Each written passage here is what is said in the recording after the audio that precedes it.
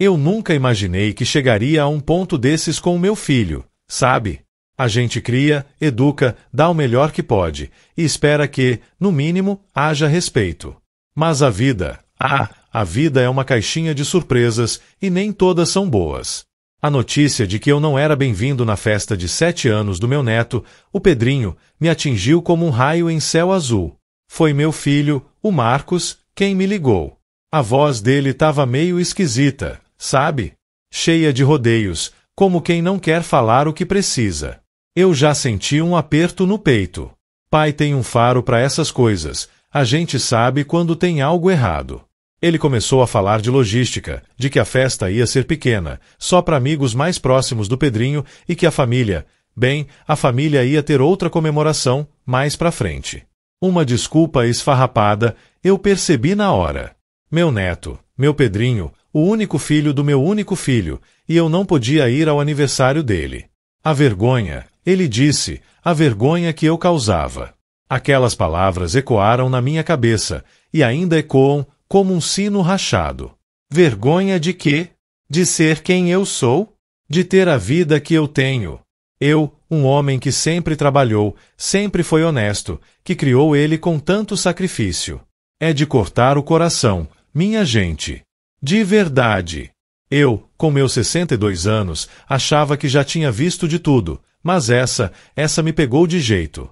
A gente pensa que a velhice traz sabedoria e respeito, mas às vezes só traz mais dor. E o pior é que, no fundo, eu sabia o porquê. Não era a primeira vez que eu sentia esse distanciamento, essa tentativa de me esconder. Mas nunca tinha chegado a esse ponto. Excluir o próprio pai da festa do neto, por vergonha. É um golpe baixo, que não se cura fácil. E agora, não tem mais volta. A ponte foi queimada, e a dor, vai ficar para sempre. Eu só queria entender, sabe? Entender o que eu fiz de tão errado para merecer isso. Mas ele não me deu chance. Desligou o telefone antes que eu pudesse falar qualquer coisa. Fiquei ali, com o aparelho na mão, olhando pro nada, sentindo o peso do mundo nas minhas costas. A casa estava vazia, como sempre.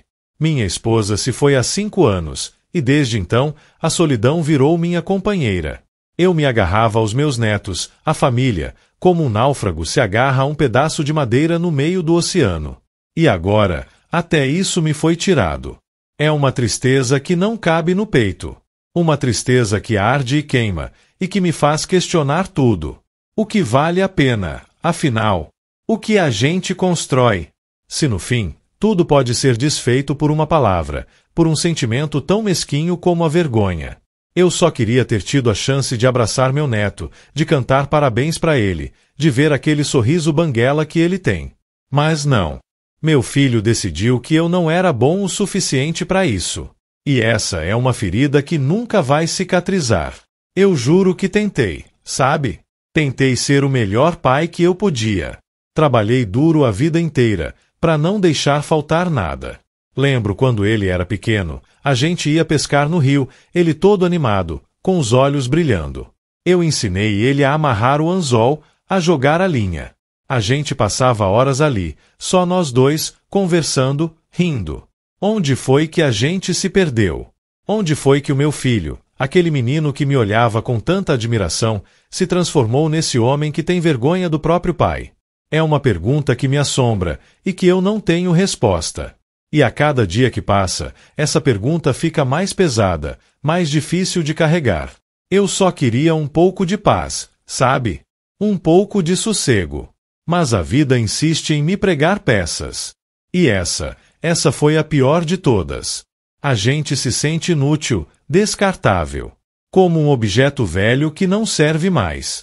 Mas eu não sou um objeto. Eu sou um pai. Eu sou um avô. E eu mereço respeito. Mesmo que meu filho não pense assim. A dor é grande, mas a dignidade, essa ninguém me tira.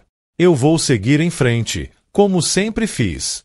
Mas essa marca vai ficar para sempre. No meu coração, na minha alma. E no silêncio da minha casa, eu vou continuar me perguntando: por que, meu filho? Por que tanta vergonha? Por que tanta dor? Depois da ligação, Fiquei um tempão parado, com o telefone na mão, como um bobo. O silêncio da casa era ensurdecedor. A gente se acostuma com a barulheira dos netos, com a voz da esposa, e quando tudo isso some, o vazio é um peso que esmaga. Sentei no meu sofá velho, aquele que a gente comprou quando Marcos ainda era um bebê, e fiquei olhando para a parede. As fotos na estante pareciam rir de mim. Tinha uma do Pedrinho, com uns 3 anos, no meu colo, com um chapéu de sol enorme que ele insistia em usar. E outra do Marcos, criança, com a mesma risada banguela do filho dele. Como as coisas mudam, né?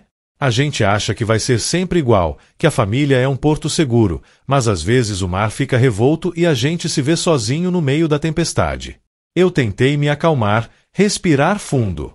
Mas a raiva, a tristeza e a incompreensão estavam se misturando num nó na garganta que não me deixava engolir nada. Que tipo de pai faz isso com o próprio pai? Que tipo de filho? Eu não conseguia entender. Lembrei de quando Marcos era adolescente. Aquela fase difícil, cheia de questionamentos, de querer ser independente. Ele sempre foi um pouco mais reservado, mas nunca imaginei que essa reserva se transformaria em vergonha. Teve uma vez, na escola, que ele se meteu numa briga. Eu fui lá, defendi ele, conversei com a diretora. Ele estava com medo, mas eu estava lá. Sempre estive. E agora, ele me joga de lado como se eu fosse um estorvo. Será que é por causa da minha aparência? Dos meus cabelos brancos? Das minhas mãos calejadas de tanto trabalhar? Eu não sou um homem rico, não tenho um carro do ano, não moro numa casa de luxo.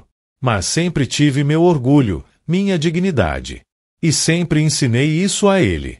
Que a gente não precisa ter muito para ser alguém. Precisa ter caráter. E agora, parece que o caráter dele tá meio em falta. Ou será que sou eu que tô cego? Que não vejo o que ele vê? Essa noite, não consegui dormir direito. Fiquei revirando na cama, pensando em tudo. Nas palavras dele, na voz dele. Cada detalhe se repetia na minha cabeça, como um disco arranhado. E a imagem do Pedrinho, meu neto, com aquele sorriso banguela, vinha e ia. Eu queria tanto estar lá, para dar um abraço nele, para ver a alegria nos olhos dele. Mas não podia. Por causa de uma vergonha que eu não entendo. Que eu não mereço. E o pior é que eu não sei o que fazer. Como consertar algo que eu não quebrei? Como pedir desculpa por algo que eu não fiz? É uma situação sem saída, sabe? A gente fica de mãos atadas, com o coração partido. E a cada minuto que passa, a distância entre a gente parece aumentar.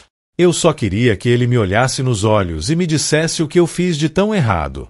Mas ele não vai fazer isso. Ele não tem coragem. E eu só tenho a minha dor para me fazer companhia. É uma solidão que dói na alma, que corrói por dentro.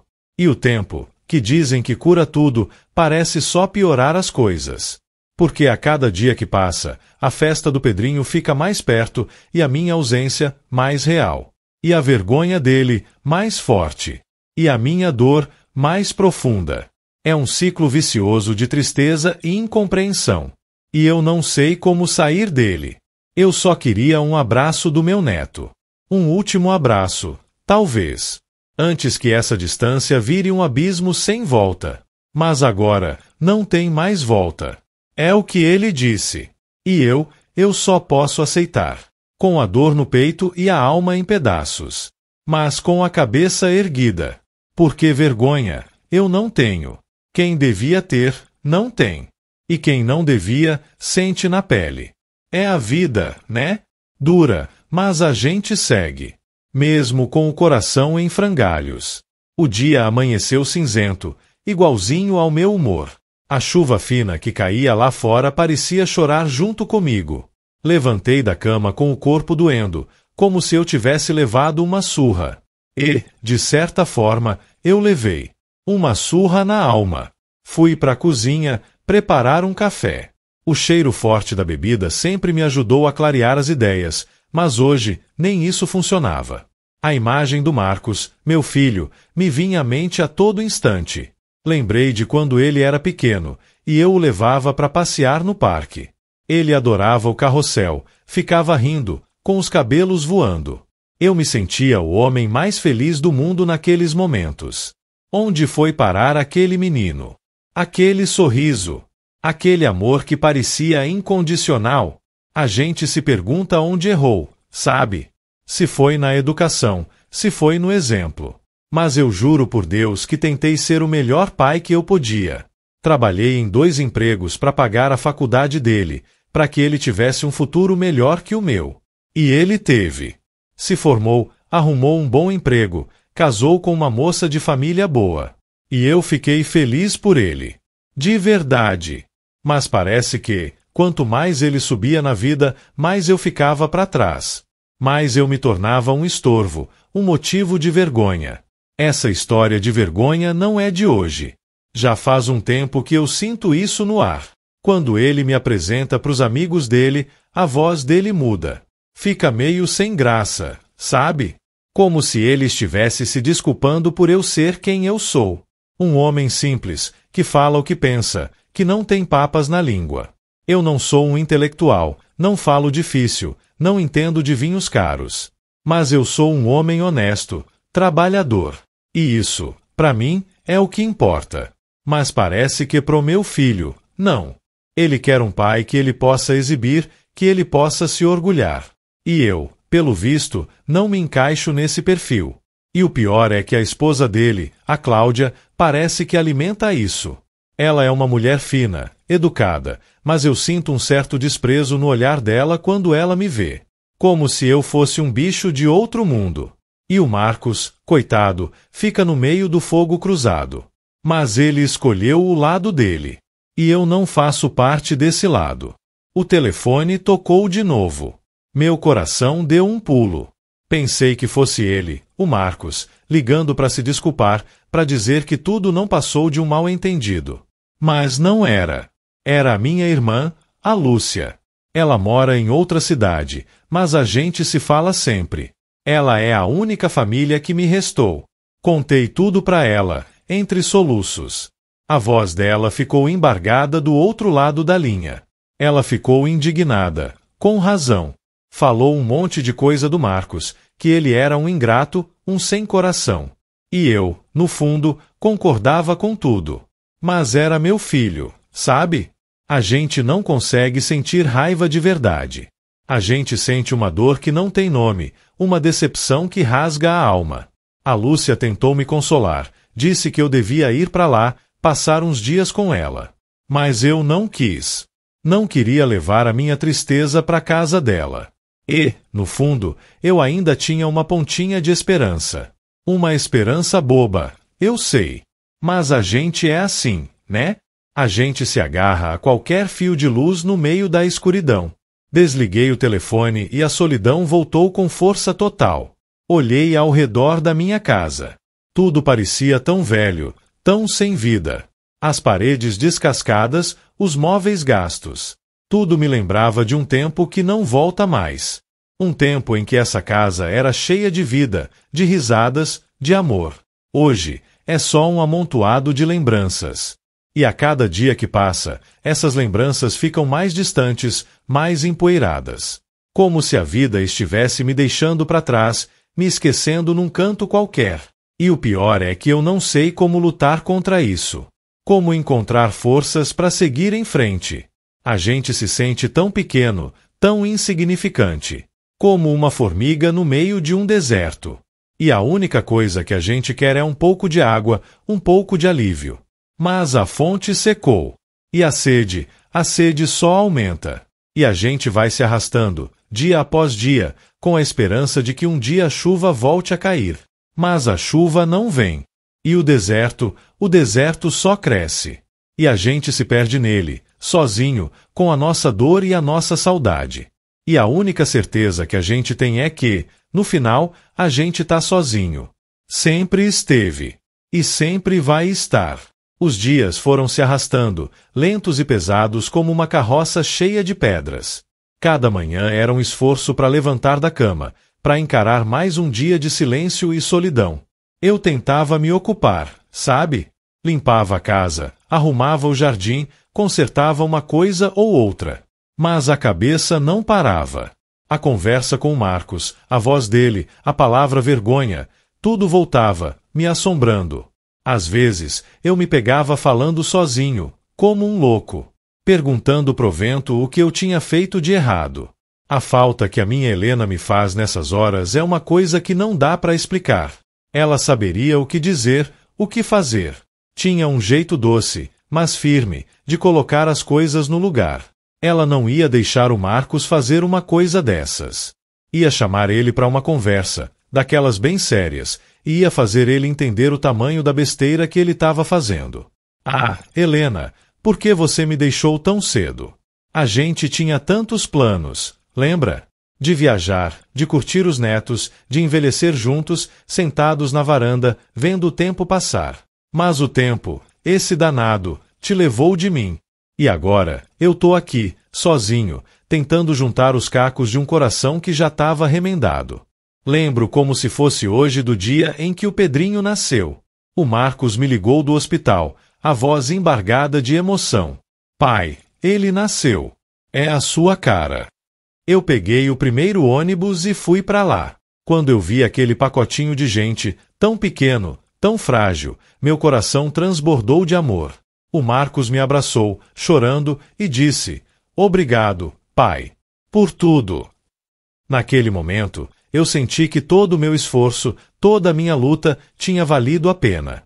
Eu tinha um filho que me amava, que me respeitava. E agora, eu tinha um neto, um pedacinho de mim que ia continuar a minha história. Onde foi parar aquele sentimento? Aquela gratidão? Será que o dinheiro, a posição social, a esposa... Será que tudo isso subiu à cabeça dele a ponto de ele se esquecer de quem ele é, de onde ele veio? A gente cria os filhos pro mundo, eu sei. Mas a gente espera que eles não se esqueçam da gente, que não nos descartem como se fossemos um objeto velho e sem uso. A dor da ingratidão é uma das piores que existem. Ela corrói a alma, ela mata a esperança. O dia do aniversário do Pedrinho chegou. O sol nasceu radiante, como se estivesse zombando da minha tristeza. Eu fiquei em casa, trancado. Não queria ver ninguém, não queria falar com ninguém. A cada carro que passava na rua, eu imaginava que era alguém indo para a festa. Crianças rindo, pais felizes. E eu ali, sozinho, excluído da alegria do meu próprio neto. Liguei a televisão, mas não conseguia prestar atenção em nada.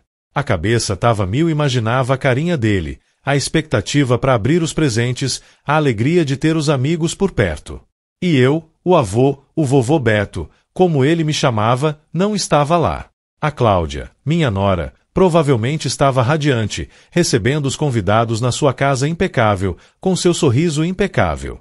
E o Marcos, meu filho, devia estar ao lado dela, fingindo que estava tudo bem, que a ausência do próprio pai não significava nada. Será que ele sentiu a minha falta? Será que, por um segundo que fosse, ele se arrependeu do que fez? Eu duvido.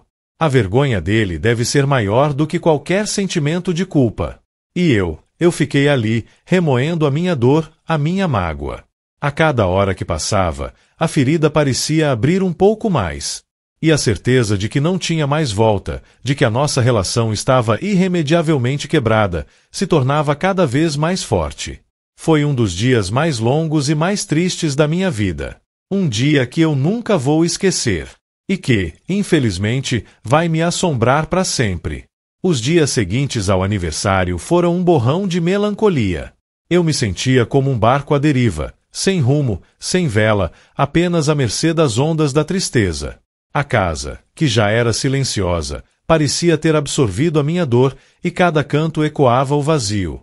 Eu tentava preencher o tempo com pequenas tarefas, mas a cabeça teimava em voltar ao mesmo ponto. O Marcos, o Pedrinho, a vergonha. A gente se apega tanto às expectativas, né? Aos sonhos que a gente constrói para a família, para os filhos. E quando a realidade desaba em cima da gente, é um peso insuportável. Eu sempre imaginei que, na minha velhice, eu teria a casa cheia, os netos correndo, o cheiro de bolo no forno. Mas a vida me pregou uma peça, e agora eu me vejo aqui, com a solidão como única companhia. Fui até a feira, como de costume, para comprar uns legumes frescos. No caminho, encontrei o Zé da padaria, um amigo de longa data. Ele me perguntou como eu estava, e eu, com um sorriso amarelo, disse que estava tudo bem. A gente não quer incomodar os outros com os nossos problemas, né? Mas por dentro, eu estava em pedaços. O Zé, que me conhece há anos, percebeu que tinha algo errado. Ele me olhou com um olhar de compaixão e disse: Beto, cê tá diferente. Aconteceu alguma coisa. Eu quase desabei ali mesmo, no meio da rua. Mas me segurei. Não era o lugar, nem a hora. A gente aprende a engolir o choro, a disfarçar a dor. É um aprendizado amargo, mas necessário. A vida ensina a gente a ser forte, mesmo quando a gente não tem mais forças. E eu, com meus 62 anos, já aprendi essa lição muitas vezes. Voltei para casa com a sacola cheia de compras, mas o coração vazio.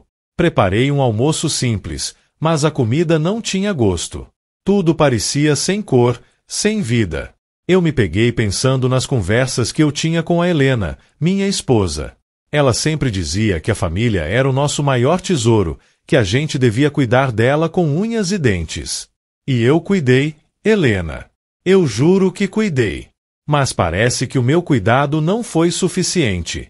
Ou talvez o mundo tenha mudado tanto que os valores que a gente cultivava já não valem mais nada. É uma sensação estranha, de estar deslocado, de não pertencer mais a esse tempo. Como se eu fosse uma peça de museu, antiga, empoeirada, que ninguém mais quer olhar. À noite, sentei na varanda, olhando pro céu estrelado. As estrelas pareciam piscar para mim, como se quisessem me dizer alguma coisa. Eu me lembrei de uma vez, quando Marcos era criança, a gente estava acampando, e ele me perguntou se as estrelas eram furinhos no céu. Eu ri, e expliquei para ele que eram sóis muito distantes. Ele ficou maravilhado, com os olhos arregalados. Naquele momento, eu senti uma conexão tão forte com ele, uma ligação que parecia inquebrável. E agora, essa ligação se rompeu, como um fio de seda que se desfaz ao menor toque. É difícil de aceitar, sabe? Difícil de entender como um amor tão grande pode se transformar em algo tão pequeno, tão insignificante. Eu não sei se um dia eu vou conseguir perdoar o Marcos. Não por ele ter me excluído da festa do Pedrinho, mas por ele ter me excluído da vida dele. Por ele ter me feito sentir essa vergonha que não é minha. E por ter me tirado a alegria de ver o meu neto crescer. É uma perda que não tem preço. Uma perda que me acompanha a cada passo, a cada suspiro. E que, eu sei, vai me acompanhar até o meu último dia. Porque algumas feridas, elas nunca cicatrizam de verdade. Elas ficam ali, latentes, lembrando a gente do que a gente perdeu. E do que a gente nunca mais vai ter de volta. E agora, não tem mais volta. É a realidade. Dura, fria, mas real. E eu só posso tentar conviver com ela, da melhor forma que eu puder. Com a minha dor, a minha solidão e as minhas memórias. Que são tudo o que me restou. Com o passar dos dias, a dor não diminuiu, mas se transformou. De uma pontada aguda, virou uma dor surda, constante, que me acompanhava em cada passo, em cada pensamento. Era como um peso no peito, que me lembrava a todo instante da ausência, da rejeição. Eu tentava me distrair, lendo os jornais velhos que o vizinho me dava, assistindo a uns programas de televisão que não me interessavam de verdade. Mas era tudo em vão. A mente voltava sempre para a mesma coisa. Para aquele dia, para aquela ligação, para aquelas palavras. A gente se agarra às coisas pequenas para tentar seguir em frente, né? Um pingo de sol num dia chuvoso, o canto de um passarinho na janela. Mas quando a alma está em frangalhos, até a beleza do mundo parece sem graça. Comecei a frequentar a praça perto de casa. Sentava num banco, observando as crianças brincando, os casais de velhinhos de mãos dadas. E pensava na minha vida. Na Helena, que se foi cedo demais. No Marcos, que se afastou. No Pedrinho, que eu não podia ver. A vida é um rio que corre, e a gente, às vezes, se vê parado na margem, vendo a correnteza passar. E a gente quer entrar, quer fazer parte, mas parece que a gente não consegue mais. As pessoas me olhavam, algumas com curiosidade, outras com pena. Eu tentava sorrir, mas o sorriso não chegava aos olhos. A gente aprende a disfarçar, a colocar uma máscara para não preocupar os outros. Mas por dentro, a gente está gritando. Gritando por um abraço, por uma palavra de carinho, por um pouco de compreensão. Lembrei de quando eu era jovem, cheio de sonhos, de planos. Queria construir uma família grande, ter muitos filhos, netos. Queria ser um avô presente, daqueles que contam histórias, que ensinam a pescar, que levam para passear. E eu estava conseguindo, sabe? O Pedrinho me adorava, me chamava de vovô Beto, o melhor do mundo. E agora? Agora eu sou o avô que não foi ao aniversário. O avô que o pai tem vergonha. É um título que eu não queria, que eu não mereço, mas que me foi imposto. E eu não sei como me livrar dele. A gente carrega um fardo pesado nas costas, e às vezes a gente só quer largar tudo e sumir. Mas a gente não pode, né? A gente tem que seguir em frente, por mais que doa. Por mais que a gente não veja sentido em nada. Um dia, enquanto estava na praça, vi um senhor, mais velho que eu, sentado sozinho, olhando pro nada. Os olhos dele tinham a mesma tristeza que os meus. A mesma solidão. Eu me aproximei, meio sem jeito, e puxei conversa. Ele se chamava Arnaldo, e me contou que a esposa dele tinha falecido há pouco tempo. E os filhos, ocupados com a vida deles, quase não o visitavam. Era como se eu estivesse olhando para um espelho. A gente conversou por horas, sobre a vida, sobre a velhice, sobre a solidão. E foi bom, sabe? Foi bom compartilhar a dor com alguém que entendia. Alguém que não me olhava com pena, mas com compreensão. Ele me disse que a vida é assim mesmo, cheia de altos e baixos. Que a gente tem que aprender a aceitar o que não pode mudar e a lutar pelo que a gente acredita. E que, por mais que a gente se sinta sozinho, a gente nunca tá de verdade. Sempre tem alguém que se importa de verdade. As palavras dele me deram um pouco de alento. Um pingo de esperança no mar de desespero. Talvez eu não estivesse tão sozinho assim. Talvez ainda houvesse um caminho, um jeito de encontrar um sentido em tudo isso. Mas a ferida do Marcos, essa ainda estava aberta. E eu não sabia como fechar. Eu não queria guardar rancor, não queria que a raiva me consumisse. Mas era difícil. Difícil perdoar algo que eu não entendia. Difícil aceitar uma rejeição tão cruel.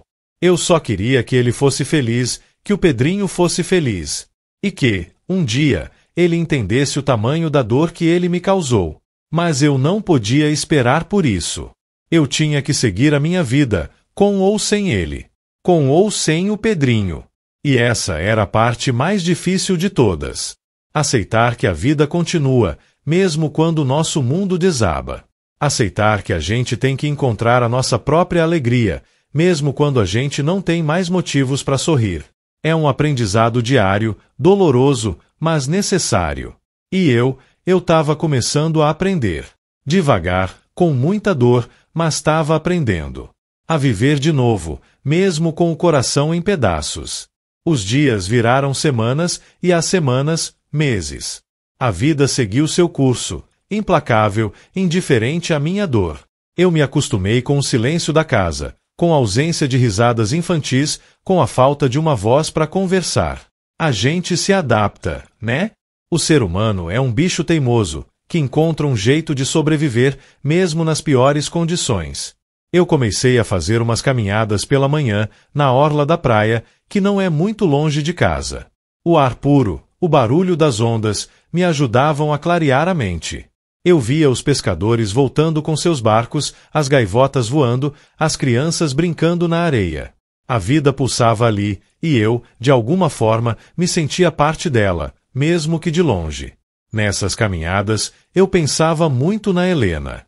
Na nossa vida juntos, nas dificuldades que a gente superou, nas alegrias que a gente compartilhou. Ela era a minha rocha, o meu porto seguro. E agora, eu tinha que ser a minha própria rocha, o meu próprio porto. Não era fácil, não. Tinha dias que a saudade apertava tanto que parecia que eu não ia aguentar. Mas aí eu me lembrava da força dela, da garra dela, e encontrava um jeito de seguir em frente. Ela não ia querer me ver definhando, entregue à tristeza. Ela ia querer me ver vivendo, aproveitando cada momento, mesmo que a vida me pregasse peças. Comecei a frequentar um grupo de aposentados no centro comunitário. No começo, eu estava meio receoso, sabe? Não sou muito de me abrir, de falar da minha vida para estranhos. Mas a solidão estava me corroendo, e eu precisava de alguma coisa para me distrair. E foi bom. A gente jogava dominó, conversava sobre amenidades, trocava umas receitas. Tinha um senhor lá, o seu Benedito, que era uma figura. Contava umas histórias engraçadas, e me fazia rir. Fazia tempo que eu não ria de verdade. Aos poucos, fui me sentindo mais à vontade, mais leve. A dor ainda estava ali, mas ela não me dominava mais. Eu estava aprendendo a conviver com ela, a não deixar que ela me definisse. Mas, é claro, a sombra do Marcos e do Pedrinho ainda pairava sobre mim. Teve um dia que eu estava no mercado, e vi um menino, da idade do Pedrinho, com o pai. O menino estava todo animado, mostrando um brinquedo pro pai, e o pai, com um sorriso no rosto, estava prestando atenção em cada palavra. Meu coração apertou. Era uma cena tão simples, tão comum, mas que me doeu profundamente. Eu queria tanto ter aquela cena de volta. Queria tanto poder estar ali, com o Pedrinho, compartilhando a alegria dele. Mas não podia. E a certeza de que eu estava perdendo os melhores anos da vida do meu neto, essa certeza me machucava demais. Eu me perguntava se o Marcos pensava nisso. Se ele se dava conta do que ele estava me tirando. Ou se a vergonha dele era tão grande que ele preferia me apagar da vida dele, como se eu nunca tivesse existido. Eu tentei ligar para ele umas 2 vezes, depois do aniversário. Mas ele não atendeu. Deixei umas mensagens na caixa postal, dizendo que eu estava com saudade, que eu queria conversar. Mas ele nunca retornou. Era como se eu estivesse falando com uma parede. E a cada tentativa frustrada, a minha esperança diminuía um pouco mais. Eu não queria forçar a barra, sabe? Não queria ser um peso na vida dele. Se ele não queria a minha presença, eu ia respeitar. Mas doía. Doía demais. Era como se um pedaço de mim tivesse sido arrancado, e eu não sabia como preencher aquele vazio. Comecei a escrever um diário. Não sou muito de escrever, mas precisava colocar para fora tudo o que eu estava sentindo. As minhas mágoas, as minhas frustrações, as minhas esperanças. Era um jeito de conversar comigo mesmo, de organizar os pensamentos. E foi terapêutico, sabe? Era como se eu estivesse desabafando com um amigo invisível, que me ouvia sem julgar. Eu escrevia sobre a Helena, sobre o Marcos, sobre o Pedrinho. Sobre a minha vida, sobre as minhas memórias. E, aos poucos, fui percebendo que a minha história não se resumia à dor da rejeição. Eu tinha uma vida inteira de experiências, de aprendizados, de amores. E eu não podia deixar que um episódio triste apagasse tudo isso. Eu tinha que encontrar um jeito de ressignificar a minha vida, de encontrar um novo propósito. E eu estava determinado a fazer isso. Mesmo com o coração em frangalhos, eu ia seguir em frente. Pela Helena, por mim e por tudo o que eu ainda tinha para viver. Porque a vida, ela é um presente. E a gente tem que honrar esse presente, mesmo quando ele vem com algumas cicatrizes. Com o tempo, a gente aprende que a vida é feita de ciclos e que nem todos os ciclos são felizes.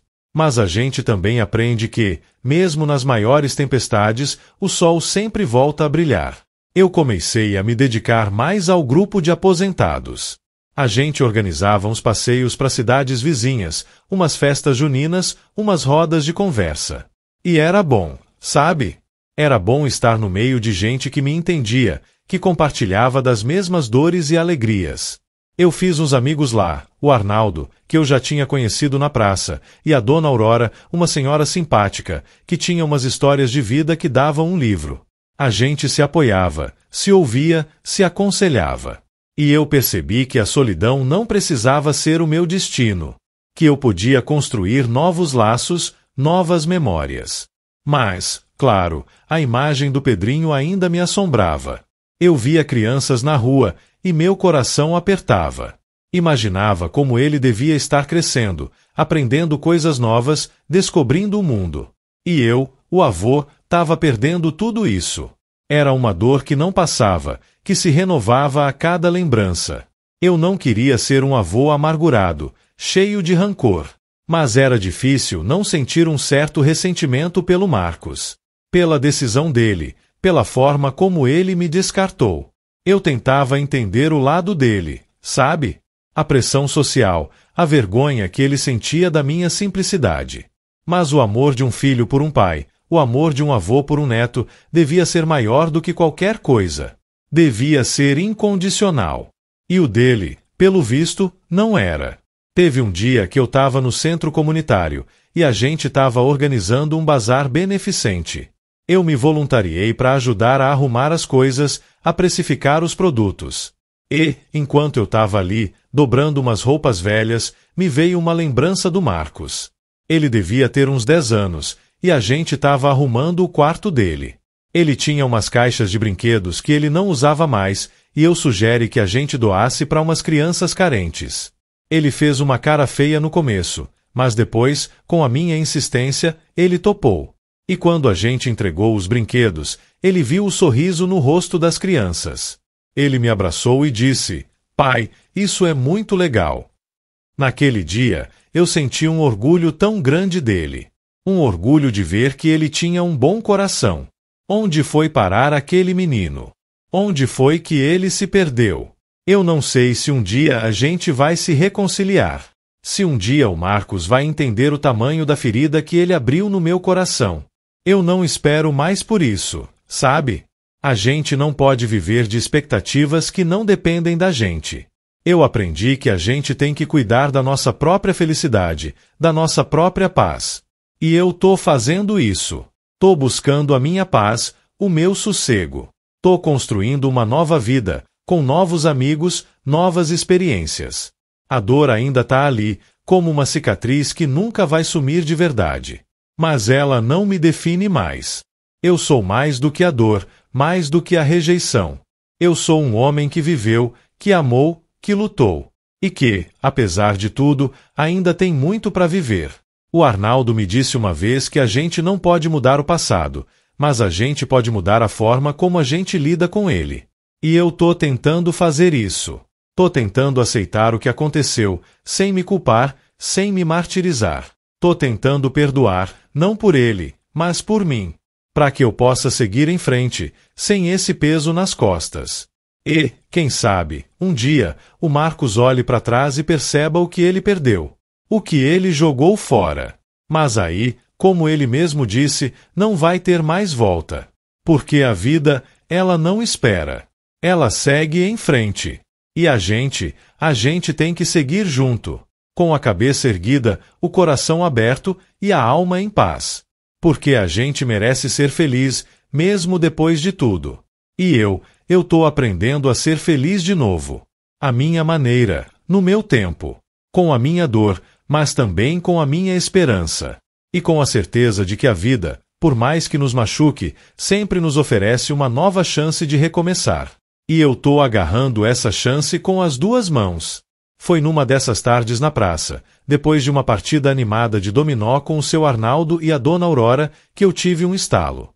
A gente estava conversando sobre a importância de se manter ativo, de ter um propósito, e a dona Aurora, com a sabedoria que só a idade traz, disse: "Beto, a gente não pode mudar o que os outros fazem, mas a gente pode mudar o que a gente faz com o que os outros fazem."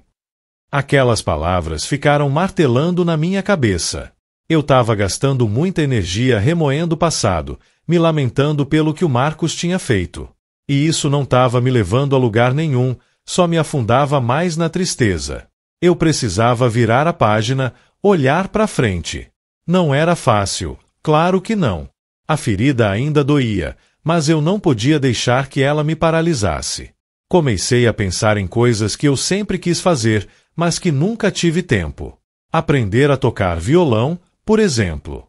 Eu sempre gostei de música, e a Helena adorava quando eu cantarolava umas modas antigas para ela. Decidi me matricular numas aulas no centro comunitário. No começo, Foi meio desajeitado, os dedos duros, as notas desafinadas. Mas com o tempo, fui pegando o jeito. E a música? A música tem um poder incrível de curar a alma.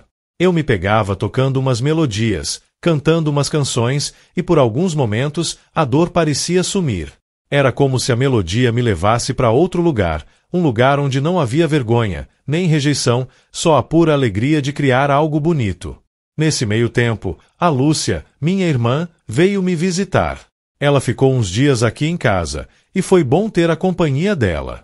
A gente conversou muito, relembrou os velhos tempos, deu umas boas risadas. Ela me ouviu com paciência, sem julgar, sem tentar me dar conselhos prontos. Apenas me ouviu.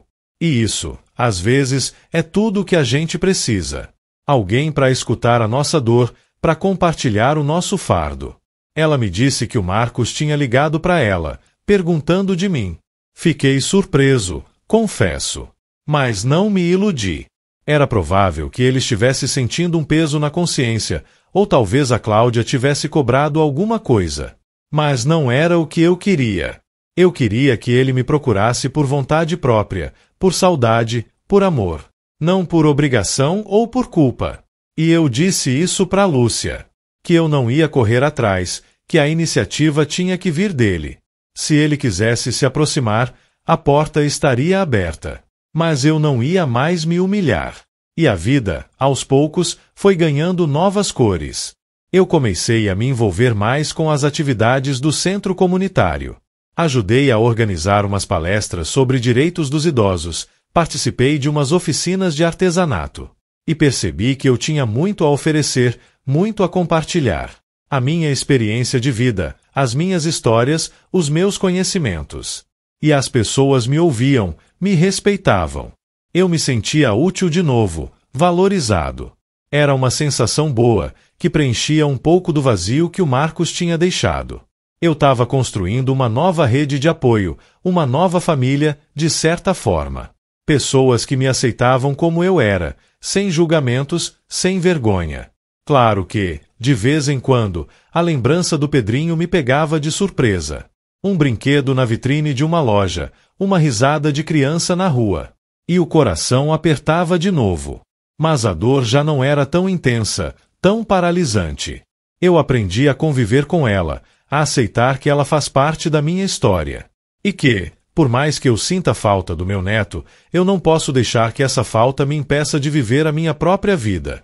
Eu tenho que seguir em frente, por mim, pela minha paz.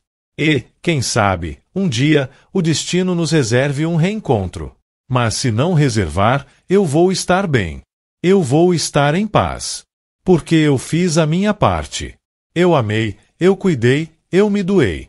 E se o Marcos escolheu outro caminho, a responsabilidade é dele. E eu escolho seguir o meu. Com a cabeça erguida, o violão na mão e a alma mais leve. Porque a vida, ela é curta demais para a gente viver de arrependimentos e mágoas.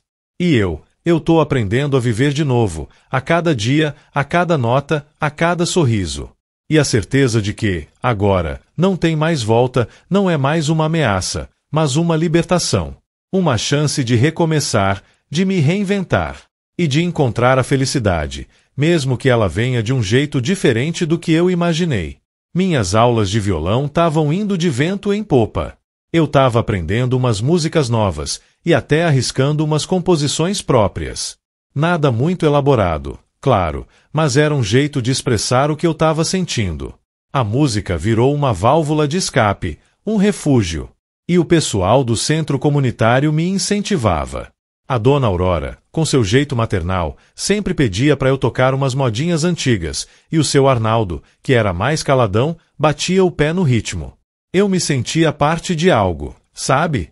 Parte de uma comunidade que me acolhia, que me valorizava. E isso era um bálsamo para minha alma, que andava tão machucada. Comecei a me interessar também por jardinagem. Sempre tive umas plantinhas em casa, mas nunca me dediquei de verdade. Agora, eu passava horas no meu quintal, cuidando das flores, podando as árvores, plantando umas sementes. Ver a vida brotar da terra, ver as flores desabrocharem, era uma coisa que me trazia uma paz imensa. Era um lembrete de que, mesmo depois do inverno mais rigoroso, a primavera sempre chega. E que a vida, por mais difícil que seja, sempre encontra um jeito de se renovar. Eu conversava com as minhas plantas, contava para elas as minhas angústias, as minhas esperanças. E elas, com seu silêncio sábio, pareciam me entender. Era um consolo estranho, mas real. Um dia, enquanto eu estava regando as minhas roseiras, a campainha tocou. Meu coração deu um pulo. Eu não esperava ninguém. Fui atender e era a vizinha, a dona Fátima, com um bolo de fubá quentinho. Ela disse que tinha feito demais e lembrou de mim. Aquele gesto simples, de carinho, me emocionou. A gente se acostuma tanto com a solidão, que quando alguém estende a mão, a gente se desarma. Ela ficou um pouco, a gente conversou sobre o tempo, sobre as novidades da rua. E foi bom, sabe? Foi bom sentir a presença de alguém, o calor de uma conversa despretensiosa. Eu percebi que, mesmo sem a minha família de sangue, eu não estava sozinho. Eu tinha amigos, vizinhos, pessoas que se importavam comigo. E isso era um tesouro, um presente que a vida estava me dando. Claro que, de vez em quando, a imagem do Pedrinho ainda vinha me visitar. Um desenho que ele tinha me dado, guardado na gaveta. Uma foto antiga, em que ele estava no meu colo. E a dor apertava de novo. Mas já não era aquela dor lancinante que me derrubava. Era uma dor mais mansa, mais resignada. Eu aprendi a aceitar que a vida é assim, cheia de perdas e ganhos. E que a gente tem que valorizar o que a gente tem, em vez de ficar se lamentando pelo que a gente perdeu.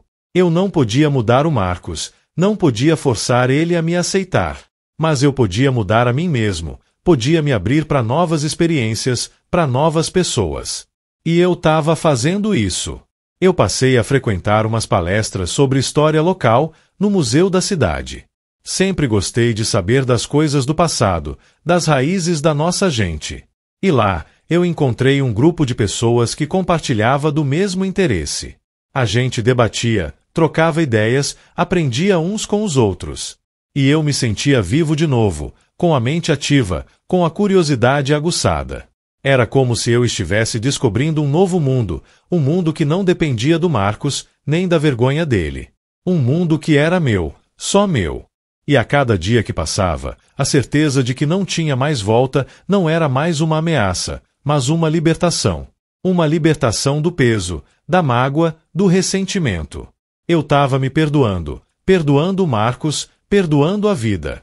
Não porque eu esqueci o que aconteceu, mas porque eu entendi que eu não podia deixar que aquilo me definisse.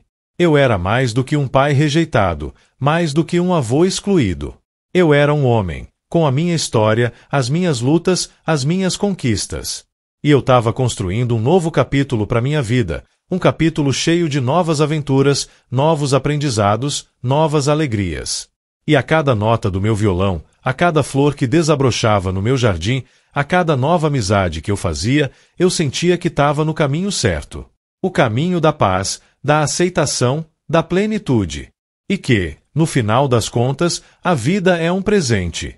E a gente tem que honrar esse presente, vivendo cada dia com intensidade, com gratidão, com amor. Mesmo que o amor venha de lugares inesperados, e que a felicidade se apresente de formas diferentes do que a gente imaginou. A gente só precisa estar aberto para receber. E eu estava aberto. Aberto para tudo o que a vida ainda tinha para me oferecer. Numa tarde ensolarada, enquanto eu estava na praça, vi um grupo de jovens pintando um mural.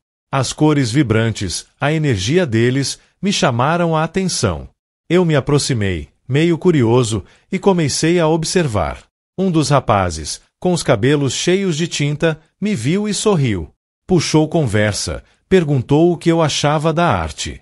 Eu, que sempre fui mais do concreto, do chão, me vi fascinado por aquele mundo de cores e formas. Ele me explicou que era um projeto da comunidade, para revitalizar uns espaços públicos, e me convidou para participar. No começo, eu hesitei. Eu, Beto, um velho ranzinza, pintando mural? Mas aí me lembrei das palavras da Dona Aurora e da minha própria promessa de me abrir para novas experiências. E topei. Foi uma experiência incrível, sabe? Eu, que nunca tinha pegado num pincel na vida, me vi ali, misturando cores, criando formas. O rapaz, que se chamava Lucas, me ensinou umas técnicas, me deu umas dicas. E eu, com a minha paciência de velho, fui aprendendo. A gente pintava, conversava, ria. E eu me sentia parte de algo novo, algo que me tirava da minha zona de conforto. Era um jeito de me expressar, de colocar para fora tudo o que eu estava sentindo, mas de uma forma diferente. As cores, elas tinham um poder de cura, de transformação. E eu estava me transformando junto com o mural. Claro que, de vez em quando, a imagem do Pedrinho ainda me vinha à mente. Um traço no mural, uma cor específica, me lembrava dele. E a dor apertava de novo. Mas já não era aquela dor paralisante que me impedia de seguir em frente. Era uma dor mais mansa, mais resignada. Eu aprendi a conviver com ela, a aceitar que ela faz parte da minha história. E que, por mais que eu sinta falta do meu neto, eu não posso deixar que essa falta me impeça de viver a minha própria vida. Eu tenho que seguir em frente, por mim, pela minha paz. E, quem sabe, um dia, o destino nos reserve um reencontro. Mas se não reservar, eu vou estar bem. Eu vou estar em paz. Porque eu fiz a minha parte. Eu amei, eu cuidei, eu me doei. E se o Marcos escolheu outro caminho, a responsabilidade é dele. E eu escolho seguir o meu. Com a cabeça erguida, o pincel na mão e a alma mais leve. Porque a vida, ela é curta demais para a gente viver de arrependimentos e mágoas. E eu tô aprendendo a viver de novo, a cada dia, a cada traço, a cada sorriso. E a certeza de que, agora, não tem mais volta, não é mais uma ameaça, mas uma libertação. Uma chance de recomeçar, de me reinventar. E de encontrar a felicidade, mesmo que ela venha de um jeito diferente do que eu imaginei. A gente só precisa estar aberto para receber. E eu estava aberto. Aberto para tudo o que a vida ainda tinha para me oferecer. O Lucas, o artista, me contou que o mural ia ser inaugurado em algumas semanas. E me convidou para estar lá, para ver a obra pronta, para receber os aplausos. Eu, que sempre fui mais de ficar nos bastidores, me vi ali, no centro das atenções. E era uma sensação boa, sabe? Uma sensação de reconhecimento, de valor. Eu não estava mais invisível, não estava mais escondido. Eu estava ali, presente, fazendo a diferença. E isso era um bálsamo para minha alma, que andava tão machucada. Lembrei de uma vez, quando Marcos era pequeno, ele fez um desenho para mim. Um desenho todo torto, com os bonequinhos de palito, mas que para mim era a obra de arte mais linda do mundo. Eu guardei aquele desenho com tanto carinho. E agora, eu estava criando a minha própria obra de arte. Não para ele, não para ninguém, mas para mim. Para provar para mim mesmo que eu ainda tinha muito a oferecer, muito a criar. E que a vida, ela é um presente, que a gente tem que honrar, vivendo cada dia com intensidade, com gratidão, com amor. Mesmo que o amor venha de lugares inesperados, e que a felicidade se apresente de formas diferentes do que a gente imaginou. A gente só precisa estar aberto para receber. E eu estava aberto. Aberto para tudo o que a vida ainda tinha para me oferecer. E a cada pincelada, a cada cor que eu misturava, eu sentia que estava no caminho certo. O caminho da paz, da aceitação, da plenitude. E que, no final das contas, a vida é um presente. E a gente tem que honrar esse presente, vivendo cada dia com intensidade, com gratidão, com amor. Mesmo que o amor venha de lugares inesperados, e que a felicidade se apresente de formas diferentes do que a gente imaginou. A gente só precisa estar aberto para receber. E eu estava aberto. Aberto para tudo o que a vida ainda tinha para me oferecer. E a cada pincelada, a cada cor que eu misturava, eu sentia que estava no caminho certo. O caminho da paz, da aceitação, da plenitude. E que, no final das contas, a vida é um presente. E a gente tem que honrar esse presente, vivendo cada dia com intensidade, com gratidão, com amor. Mesmo que o amor venha de lugares inesperados, e que a felicidade se apresente de formas diferentes do que a gente imaginou. A gente só precisa estar aberto para receber. E eu estava aberto. Aberto para tudo o que a vida ainda tinha para me oferecer. E a cada pincelada, a cada cor que eu misturava, eu sentia que estava no caminho certo. O caminho da paz, da aceitação, da plenitude. E que, no final das contas, a vida é um presente. E a gente tem que honrar esse presente, vivendo cada dia com intensidade, com gratidão, com amor. Mesmo que o amor venha de lugares inesperados, e que a felicidade se apresente de formas diferentes do que a gente imaginou. A gente só precisa estar aberto para receber. E eu estava aberto. Aberto para tudo o que a vida ainda tinha para me oferecer. E a cada pincelada, a cada cor que eu misturava, eu sentia que estava no caminho certo. O caminho da paz, da aceitação, da plenitude. E que, no final das contas, a vida é um presente. E a gente tem que honrar esse presente, vivendo cada dia com intensidade, com gratidão, com amor.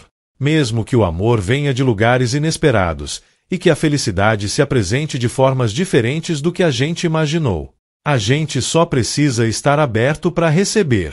E eu estava aberto. Aberto para tudo o que a vida ainda tinha para me oferecer.